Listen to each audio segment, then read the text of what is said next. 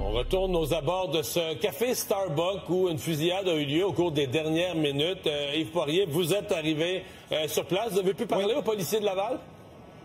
Je vais le faire à l'instant, Mario, mais je vais te montrer les premières images parce qu'il y a énormément de policiers dans le secteur du café Starbucks, qui est juste à côté d'un sushi shop. Il y a une clinique médicale, un Uniprix. C'est vraiment un quartier résidentiel. Et là, il y a eu effectivement des blessés, selon nos informations. 3 blessés graves, dont un en arrêt cardio-respiratoire quand les services d'urgence sont arrivés. Ce sont les informations de Maxime Deland de l'agence QMI, à qui je vais parler dans les prochaines minutes. D'abord, Laurent Arsenault, vous êtes policier à Laval, porte-parole.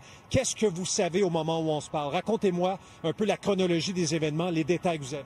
Ce que je peux vous dire, c'est qu'on a reçu plusieurs appels vers 10h35 pour des coups de feu ici dans le terrain de stationnement. À l'arrivée des policiers, il y a eu des personnes de blessés. On est toujours en opération, on est toujours en validation à savoir qu'est-ce qui s'est passé. Ce sont les seules informations et les seuls détails que j'ai pour le moment. Qu'est-ce que vous faites en ce moment? Là, il y a un périmètre devant, évidemment, le Starbucks, le sushi shop. Mais est-ce que plus loin, là, on me disait que vous aviez peut-être même bouclé un quartier résidentiel. Est-ce que vous êtes à la recherche active de suspects? L'opération est toujours en cours, donc sans vous rentrer dans les détails, il y a plusieurs démarches d'enquête qui sont à être effectuées par nos patrouilleurs, mais également par les enquêteurs de nos services. Vous ne pouvez pas élaborer sur qui était visé, parce qu'on parle peut-être de crime organisé. Vous ne pouvez pas aller là pour l'instant. On est toujours en train de recueillir les informations, puis on est toujours en pleine opération, donc non. On vous laisse travailler. Merci Laurent Arsenault, qui est porte-parole de la police de Laval. Maxime Deland de l'agence QMI vient juste d'arriver. Maxime, donc, qui est une source très fiable, oui. Un des probablement meilleurs journalistes du fait divers, je dirais au Québec, sinon au Canada. Je le complimente parce qu'il est devant moi. Mais sérieusement, Maxime, on peut penser que les gens visés étaient en lien avec le crime organisé. Ah, absolument. C'est déjà confirmé selon des sources policières.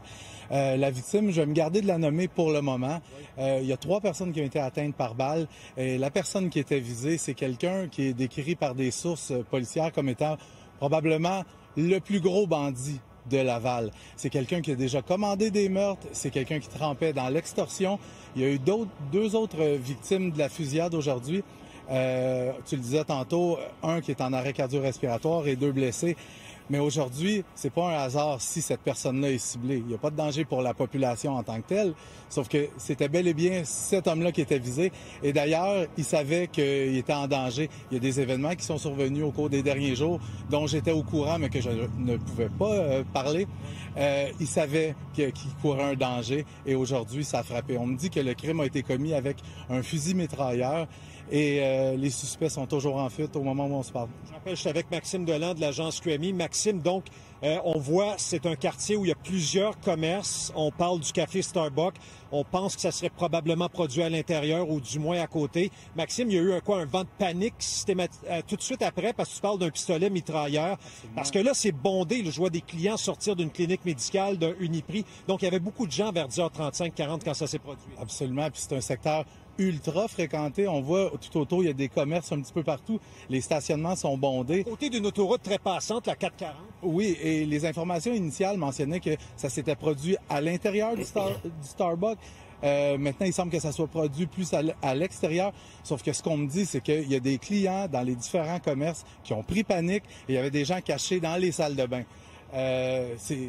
Quand tu es un citoyen et tu t'en vas seulement faire des petites commissions comme ça, tu t'attends pas nécessairement à ce que quelqu'un arrive dans le stationnement et qui tire avec un pistolet mitrailleur. Et pour revenir, Maxime, aux informations que tu as obtenues en lien justement avec ce gros bonnet du crime organisé, est-ce que tu connais un peu son état de santé? Tu me parlais d'un individu en arrêt cardio-respiratoire. Est-ce qu'il s'agit effectivement de cette personne visée, là? Oui, il s'agit de cette personne-là qui est visée. Et j'ai pas, par contre, l'état de santé des 2 autres blessés.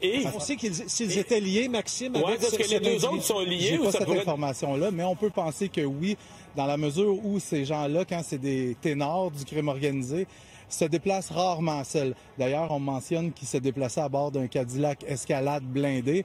Donc, ces gens-là, souvent, on leur garde rapprochés et on peut penser que les 2 autres victimes sont des gens qui l'accompagnaient au moment des faits. Alors, le très pertinent et très bien informé Maxime Deland de l'agence QMI. Merci, Maxime. Merci. Alors voilà, Mario, donc les derniers détails, vous les avez entendus de la part de Maxime. Et la question, Maxime, il a répondu à ta question, Mario, effectivement. Est-ce que les 2 autres individus qui accompagnaient ce gros criminel ou bandit, là, si je reprends l'expression, probablement, effectivement, étaient eux aussi liés au crime organisé. Donc 3 blessés graves, dont un en arrêt cardio-respiratoire. Je retiens quand même, Yves, que le type se savait menacé, d'après les informations de Maxime, et se promenait dans un espèce de Cadillac Escalade, là, quasiment comme les gardes du corps du président américain, blindés. C'est pas... ça parle de quelque chose, là.